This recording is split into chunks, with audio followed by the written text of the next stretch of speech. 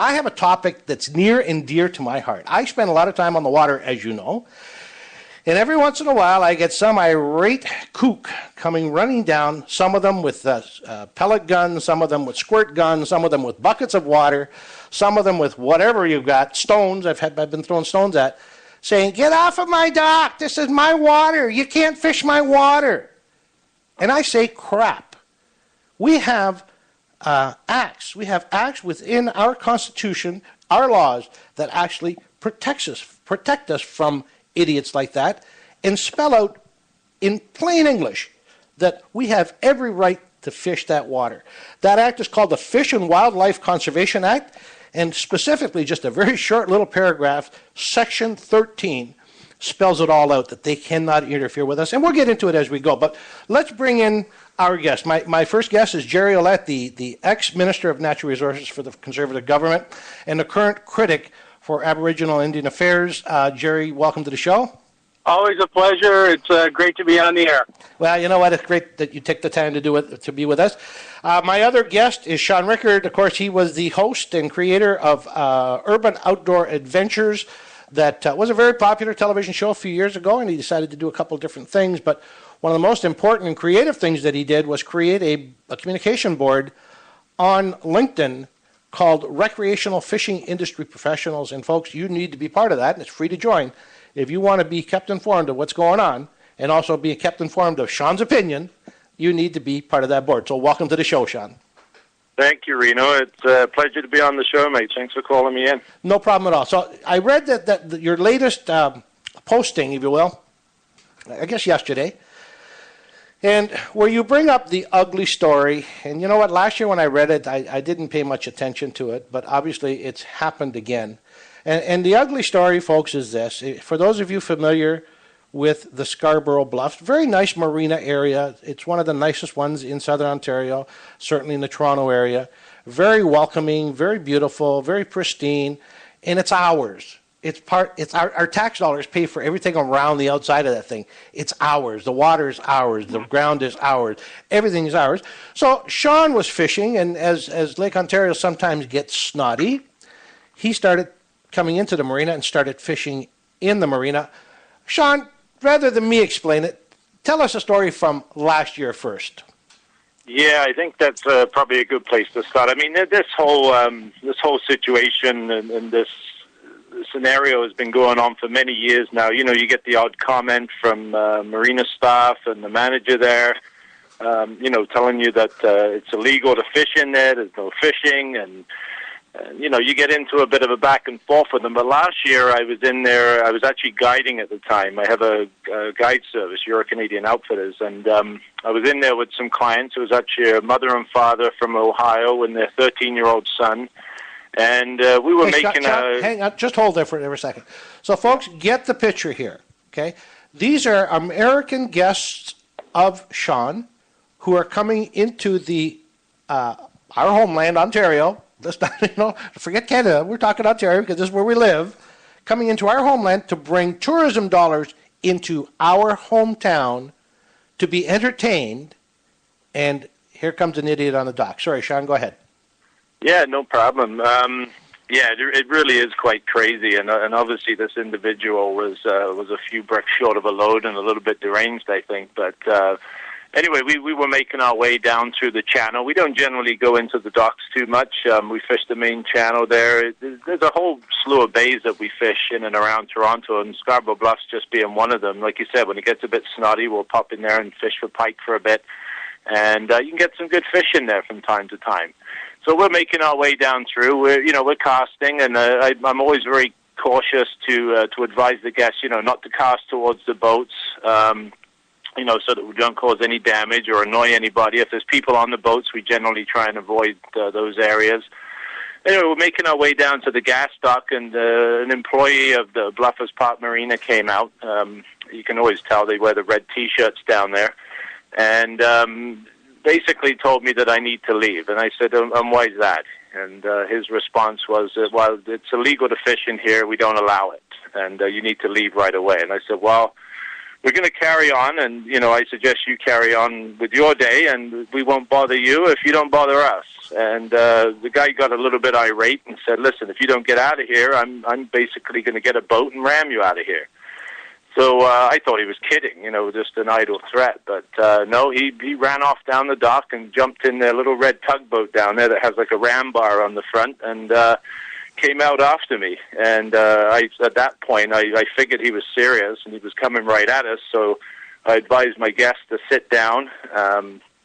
And it's funny, actually, because the father was actually videotaping, but he got so frightened he turned the video camera off. And I wish he'd actually kept filming. But so the guy came over to the boat, and he's yelling at me, and I'm yelling at him, and I'm telling him, "Listen, back off, or I'm coming aboard, and I'm shutting you down." And it got a little ugly, and he got pretty close to the boat, and eventually, with my loud yelling and the fact that when he got up to the side of the boat he realized I'm 6'6", I think he decided, and thought twice about his actions, and he actually, long story short, sort of backed off. And but the bottom line was he was physically threatening us and putting, potentially putting my guests in danger. So I immediately got on the phone and called the Toronto Police Marine Unit, and we kind of hung around until they got there. It took them about half an hour to get down from Toronto Harbour. So they actually came down?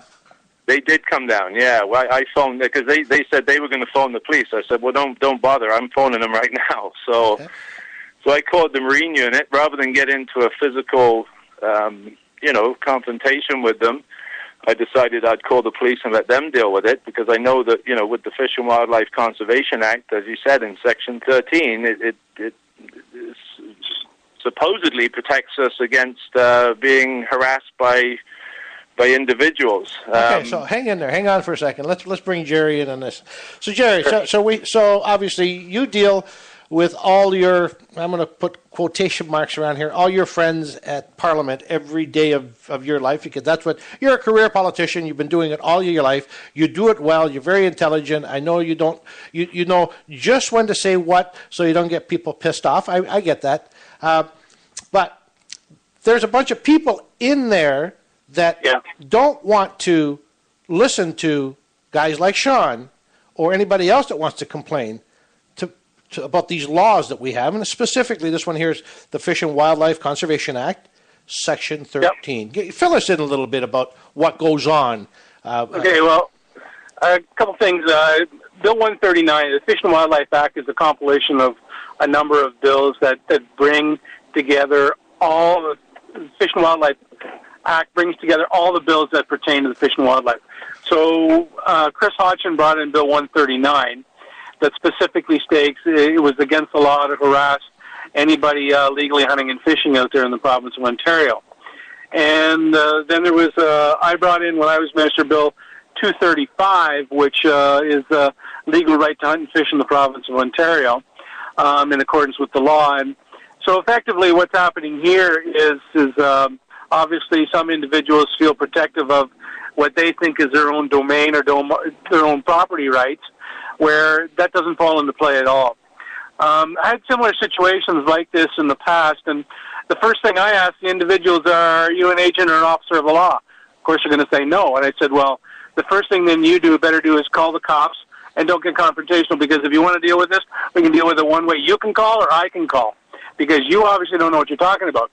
As soon as you put the onus on them to start sitting back and realize they have no authority as an individual just coming forward and acting in that manner, then they start to back off a bit, and what normally happens is if the police will show up, in some cases they don't, then they will come forward. And I know in other situations where the individuals who called the police, for example, somebody called the cops because they said they were not hunting or fishing legally when completely they were. Those individuals called the cops on a false basis, and then the police went to them and said, listen, they're in complete compliance, and you're the one in breach of the law, and if you do this again, you're the one who will be charged. And so that had a tendency for them to back off and stop what they were doing. But it's happening quite a bit all over the province. Folks, let me read it to you. It's just a very short section. I mean, the law, the actual... The act is quite long, but the Section 13, maybe 4 sentences. It goes, a person shall not interfere with lawful hunting, trapping, or fishing by A. Tampering with tarps, nets, baits, firearms, or any other thing used for hunting, trapping, or fishing.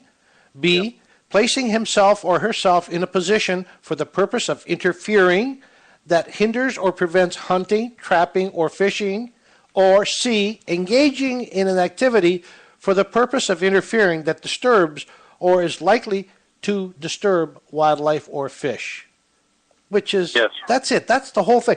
It's actually... This is where I'm a little bit confused, you know, because and just going back to what you were saying, Jerry, with regard to, you know, I've tried all that with these people, and this is, like I said, this has been going on for years. Last year was the sort of the straw that broke the donkey's back as far as me saying, you know what, enough's enough. You know, when it gets past the back and forth sort of verbal disagreements to actually physically trying to assault somebody or potentially injure them, then that was enough for me. And what happened was, and what's happened since, because it just happened again recently this weekend, is that I've called the police, I've contacted the MNR, and my frustration and confusion over this whole situation with this act being in place to protect me is that nobody is willing to enforce it. I went to the MNR and spoke with them, and they said that they don't see it as a legal matter. I called the police down there, and they basically told me that, you know, I need to cool my jets and, you know, maybe stay out of the area. And I'm like, hang on a minute, why would I... And you get those posts on, you know, on Facebook and various places that I posted the story where people saying, well, if they don't want you there, why are you going there? Well, the bottom line is I'm allowed to be there. I'm fishing, you know, even under the Navigable Waterways Act, I'm legally allowed to be fishing there. They don't own the water. They don't own the land under the water, as far as I know. We're certainly not anchored anyway. We're on a trolling motor, and we're very careful and very courteous to anybody that comes through. If boats come through, we move out of the way. We're not causing a problem, and yet the police or the MNR or anybody who, as far as I've been told, are the ones that are supposed to be enforcing these laws, don't want anything to do with it. And when you come back to the marina employees and the manager and you tell them, listen, under the Navigable Waters Act, and you quote the Fish and the Fish and Wildlife Conservation Act, they basically say, we don't care, get out or we'll get you out. And they're just simply not intimidated by it. And I think it's purely because of the fact that they know nobody is going to do anything about their, you know, there's no accountability for their actions. So how does a government, Jerry, back up their laws that exist? Well, a couple of things that, Reno, what's happening here is that some may know, before I do what I do now as an elected official, I used to work in the industry, and I can recall one time I was out with the Pickering Rod and Gun Club, and all of a sudden we got surrounded by like 6 cruisers, and it was their annual Boxing Day fox hunt. And I'd always done something a little bit different. They showed up and they said, "What are you guys doing here?" And I said, "Well, we're fox hunting." And they said, "Well, you're not allowed to hunt here." And I said, "Yes, we are." And as a matter of fact, we are. And they went into a long, lengthy process and saying, "Well, you're not allowed to hunt, and the season's closed." And I said, "No, as a matter of fact, it's not." And I started pulling things out of my pocket, and I said, "Here's the bylaw that allows us to hunt here. And as a matter of fact, here is the regulations that shows that fox hunting is open in Southern Ontario all year long." And so all of a sudden the officer went to the side and he called in. He said, "Sarge, they got all these bylaws here. They've got the regulations here. Do you know anything about bylaw such and such and such?" And on and on and on. And anyway, the end result was, Reno and Sean, is what I did was, this was before I became elected, I coordinated a in-service training program for the Durham Regional Police Force at that time. Okay. And the reason was because although they have every legal authority to enforce the Fish and Game Act, they don't have any training to do so. So they don't know any of the laws when they get called up on these sort of things. So the first thing that I did was I informed them about all these things on how it happens now. Since then, the deputy chief, who was Doug Bullock at the time that I worked with, has since retired, and there's been, to my knowledge, no follow-up on that in any way, shape, or form. So the only real ones who are trained are the COs right now in a lot of that area. Yeah, but the Ministry of No Resources, or whatever you want to call them, is absolutely useless in this government and has been for the last whatever 6 or 7 years and continues to be. They have basically a snot-nosed kid that's still wet behind the ears, that probably doesn't even know how to spell Minister of Natural Resources, that is the Minister of Natural Resources. I don't get it. I don't get it. If somebody took the damn time, okay, if I'm speeding down a road and I'm doing 150, I can't use the excuse of, hey, I didn't know. Yep. I was supposed to know. Yep. And I'm going to get a fine. I'm going to get a ticket.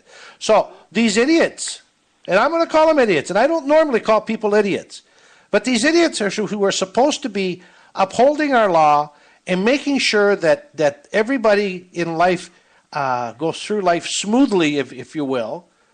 They're not up on all the crap that's written on these pieces of paper. Is that it? Is that what I should be understanding? Well, isn't the requirement to have a fishing license or hunting license part of the same act?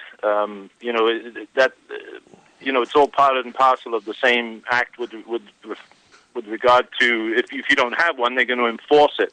So why, if I'm getting harassed and literally physically attacked almost by an organization, not even an individual, but by a big marina, why is nobody willing to intervene and at least go and talk to those people and say, listen, here's the law, stop it, that's enough. Yeah. Hey, guys, let's take a very short break, and when we come back, we'll see if we can't figure out a solution. They say that giant muskie is the fish of 1,000 casts. Well, that's wrong. Hi, everybody, I'm Reno Viola, and I'm here to tell you that the folks who made that 1,000-cast comment are dead wrong. The only thing you need to do is come to the Ottawa River in Hawkesbury, Ontario, and have John Anderson from the Ottawa River Muskie Factory or me show you how easy it can be. Yes, the chances of getting a 50-incher are real. Simply go to hawkesbury.ca and look for the fishing link. That's hawkesbury.ca, and I'll hook you up. Princecraft, a 6-decade leader in aluminum boats, has always distinguished itself with its reliability, performance, and its wide variety of fishing boats, pontoons, and deck boats. Whether for fishing, pleasure boating, or water sports, all Princecraft boats have a choice of options to meet all your needs. Once you find your favorite spot on the water, go for the long-lasting and exceptional quality of Princecraft. Go to princecraft.com to find your nearest dealer. Princecraft. Dominate the waters. Hey, welcome back to In Depth. Glad you could join us this afternoon. My guest on the line is Sean Rickard from Recreational Fishing Group on the internet and also ex-host of Urban Outdoor Adventures. My other guest is none other than Cabinet Minister, our opposition critic, good guy all around and knowledgeable about the outdoors, member of Oshawa, for Oshawa, Jerry Ouellette. Guys, welcome back to the show, and let's see if we can't come up with the solutions. But before we do that, Sean, so you went back this spring, and what happened? Yeah, actually this weekend. And what happened? I was down there with my girlfriend and the little boy. He's 7, and again, just beautiful day. Came in, we were over in Toronto Islands, and we figured we'd shoot down there. We weren't having a lot of luck over in that area. And just sort of fishing our way down through the main channel, and a lady came on the dock. Actually, I just hooked a nice little pike, and we were letting it go and taking some pictures with the little guy. And next thing from behind me, I hear, "Oh, I guess another summer of this, eh?" And I figured, I said, "Oh, what do you mean, the weather?" And then it kind of clicked who she was, and it was the manager, and she had a couple of people with her. And she walked out to the end of the dock and said, we've had enough of this. You should leave. Why do you fish here? And I'm like, I've told you this a million times. I said, the police were here last year and told you that I'm totally legal. She goes, I don't care if it's legal. You have no right to be here. The people in the marina don't want you here. At that point, I guess I should have asked if she'd done some sort of a survey as to, who wanted us there and who didn't. But doesn't matter. It was just exactly. It was just the same old, same routine. And just to be honest, Reno, the reason I keep posting this online, and Jerry, is that I've just had enough. It's just every time I go in there, you're having a fun time, you work hard, you get a day off, you go and do a little bit of fishing, and there's this woman just verbally abusing you. And to be honest, I got a little ticked off and pissed off, if you want to say, and I basically told her to go away, and but she wouldn't. She just kept on and on. I mean, eventually we kind of went our separate ways, but again, same old thing. Just enough's enough. And so I followed up I think it was on Monday with the MNR and said, listen, it's happening again. Can somebody do something about this? And the bottom line is, the answer was there's no recourse for me, basically. But that's, again, the confusing part to me is that there's a law in place that protects me, yet no one is willing to enforce it. So, folks, here's your alarm again. The Liberal Party of Canada, with the Honourable David Orzetti, the Minister of Natural Resources, or the Minister of No Return, or the Minister of Non-Recourse, is in charge of nowhere. Now, Jerry, I don't want everybody out there to think that I'm a conservative, dyed through and through to the, through the wall. I'm not. I used to be. I can be talked back into it, because you guys got a couple of lame brains in front against this kid. Of course, the Liberals don't have to have a great guy in power, because you guys have got no critics. You got somebody named Laurie Scott, and the NDP's got somebody named Sarah Campbell. You know what? I'm not prejudiced against women. I love them. I love them to death. I think they do a better job than men. But having been, I'm serious, having been in the industry, you would have thought I would have heard something about any one of these three somewhere along my 30 or 40-year career in this industry in order for someone to become a minister of natural resources, no? So remember, folks, I'm not sticking up for the Conservatives, but I'm definitely telling you not to vote Liberal. Okay, so remember that alarm. It's going to be a good thing. Jerry? Yeah, so some of the things that you can do, Sean, then is I would go talk to the duty sergeant at the local police detachment and explain to them. If you wait till an incident occurs, then you're waiting until they send somebody out that doesn't have any experience or any knowledge about it at all.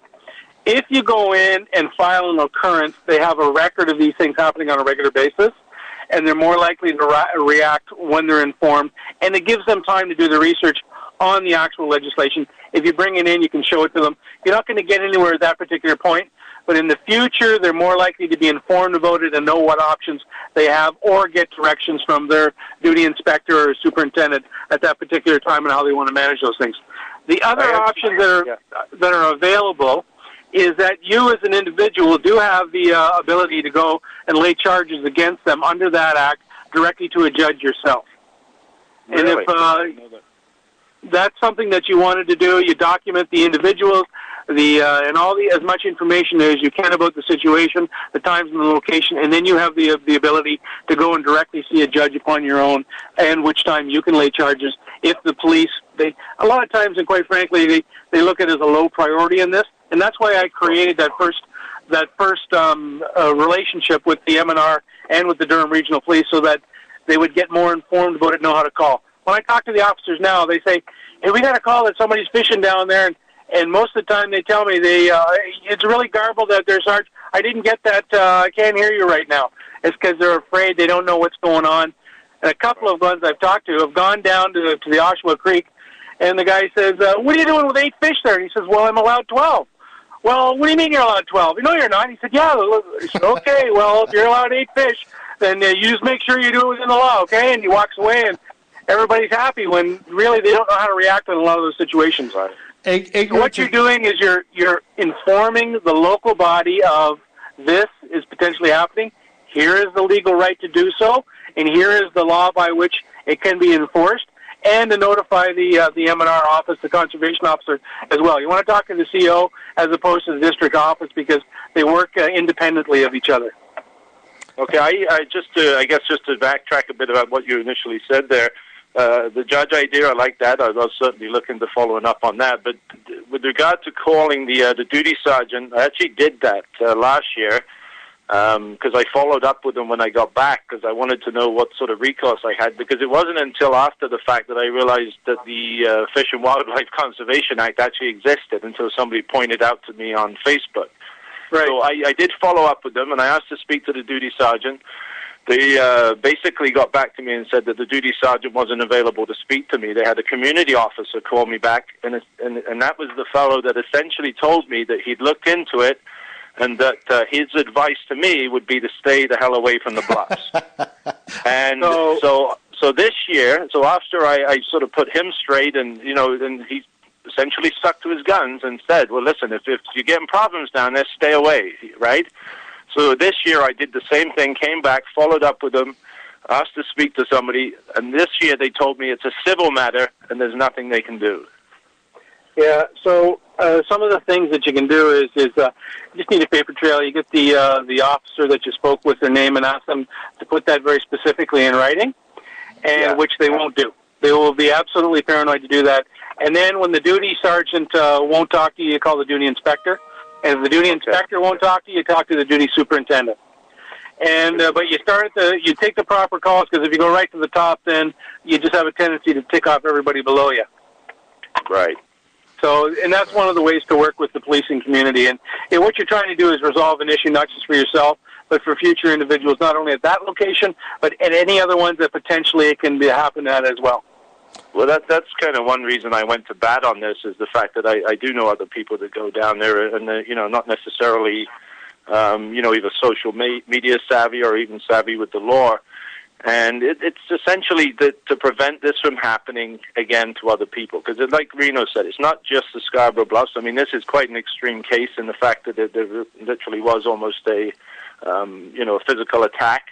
But it happens all over Ontario, probably all across Canada. But I guess, the frustration is that this doesn't seem to be... Guys, bottom line is this. Bottom line is this. The fishing industry contributes $8.3 billion in annual expenditures in Canada. $8.3 billion. Okay? Even Tim Hortons is less than that. So you can imagine it's a pretty serious thing. Of the $8.3 billion, 30% is tourism. Scarborough Bluffs or Scarborough Marina or any marina, their number one source of income is tourism-based. So what the hell kind of an idiot runs a business where you're scaring your customers and your customers' customers away from your front door? I don't get it. I simply don't get it. Only idiots would do that, and this confirms that particular company is an idiot. Yeah, I would have to agree with you, Reno. So, and the other thing you can do, Sean, is if you get in touch with your local member of provincial parliament, make sure you document everything, who you talk to and everything else. And if you show that to them, they can have a tendency to go directly to the minister as well. You don't want to, if you bring it up in the legislature, it looks like you're drawing lines in the sand. Whereas if a person goes across and talks to them directly, they can show them, say, look, this is what's happening. Can you at least send a notification of the local district office that it needs to be addressed? And then that way the message will come loud and clear that, hey, we need to address this. Right. Yeah. Can I ask you one question, Jerry, that you might be able to answer? And we've talked about the police and their lack of interest in this, or maybe lack of knowledge on how to deal with it. Yeah. What about the MNR? When I go to the MNR and they tell me, who are responsible for enforcing the Fish and Wildlife Conservation Act, why are they not interested in helping? Yes, why are they telling me it's not a legal matter when it's clearly a violation of the law? It doesn't sound like you were talking to conservation officers, though. You may have been just talking to individuals at a district office who should still be concerned. And quite frankly, Reno, press the buzzer. It's more or less a ministry of species at risk right now, and not about any of the other aspects out there as well. When you're talking about all these, issues that we brought forward to protect individuals who are legally complying with fishing, hunting, and trapping in the province. Okay, folks, for those of you listening, I know we're trying to solve Sean's problem here, and Jerry, you're doing a wonderful job at providing the answers, and you know what, we really do appreciate it, and we're going to continue to do this. But folks, you have to understand, when you think you have a government and a Department in that government that is supposed to look after your interest, and then laws that they're supposed to be following, and you think everybody's following those rules, it's pretty easy to get cushy and comfortable. So if you don't act up, what's going to happen is that this thing's going to be even worse. Obviously, you know that this is a bad situation by what's going on, but we just had a land claims that happened. It's been going on for how many years, Jerry? 8 or 9 years? Nobody. Well, no, the NDP actually brought it forward about the early 1990s. Okay, 1990s, and none of us listened, none of us acted, none of us thought it was important enough to stay on our member of parliament day after day after day after day. And look what's happened now. The thing is done. They promised us, in this government, give it me one more time. The Liberal government. Remember, don't put an X besides Liberal, okay? Please don't do that. Anybody else is fine with me. Vote Communist if you want. Don't vote Liberal. Anyway, it was them who just gave away the farm. They literally gave away your farm. And fishermen, there will be consequences to this act being signed. Trust me. You think that Sean's having problems getting near a dock?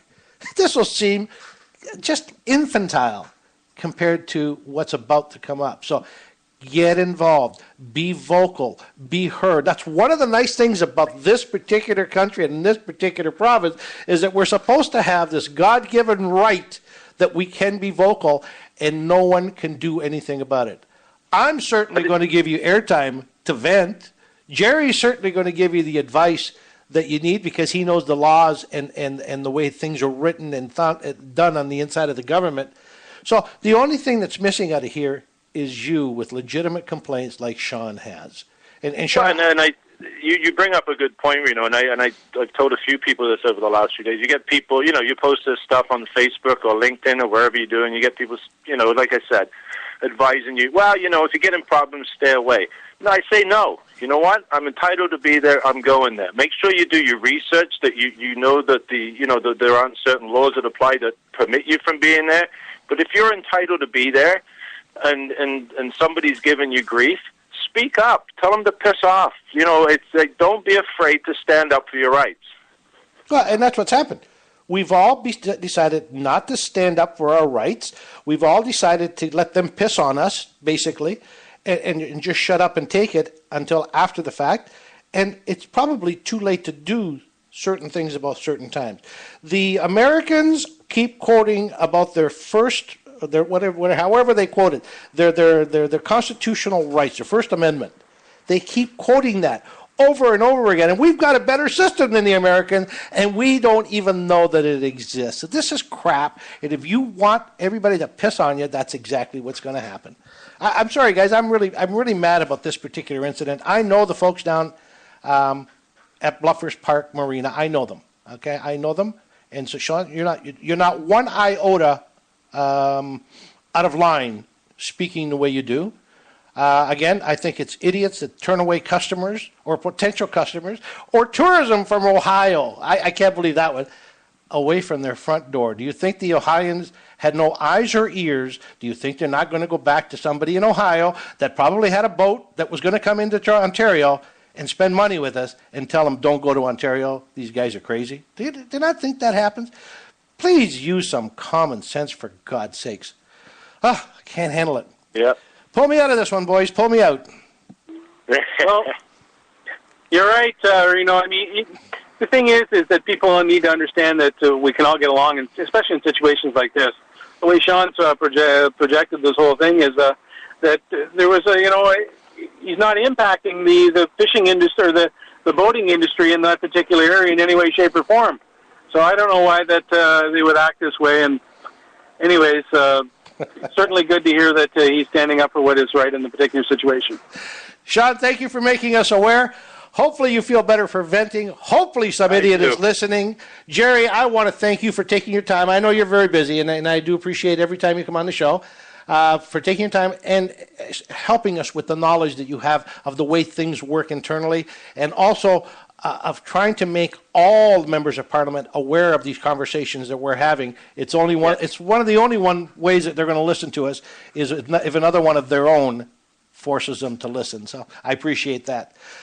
Folks, you've been listening. Go ahead. Sorry, anybody got any last words? Thanks, Reno, for getting the message out there. It's important to hear these things out there. Very good, Jerry. Yeah, and thank you, Jerry. Thanks, Reno. Listen, let's get together, guys, and have a beer and carry on this conversation at some point. Excellent.